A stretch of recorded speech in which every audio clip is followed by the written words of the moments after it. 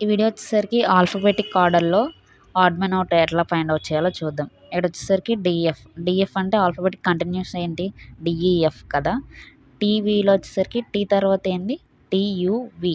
అలా 3 లెటర్ రెండిట్ల మధ్యన మిడిల్ ఏ వస్తుందో అలా తీసుకోండి అన్నిటికి.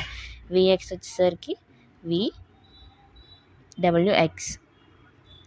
ఎన్పికి వచ్చేసరికి ఏంటి చెప్పండి ఒకసారి ఎన్ఓపి.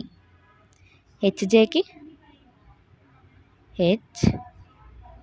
నెక్స్ట్ ఏంటి చెప్పండి హెచ్ఐజే కదా. ఇప్పుడు ఇవి అన్నిట్లో చూసుకుంటే మిడిల్ లెటర్స్ చూడండి ఒకసారి ఎలా ఉన్నాయో చూడండి, గమనించండి. ఇవన్నీ చూసుకుంటే ఎలా ఉన్నాయి ఈయుడబ్ల్యూఓఐ.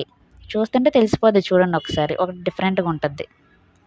అవన్నీ చూస్తుంటే ఓవెల్స్లో ఉన్నాయి, ఇక్కడ డబ్ల్యూ వచ్చేసరికి ఓవెల్స్లో లేవు కదా. సో డబ్ల్యూ అనేది ఆడ్ మన్ అవుట్ అవుతుంది. ఓకేనా. Okay, thank you.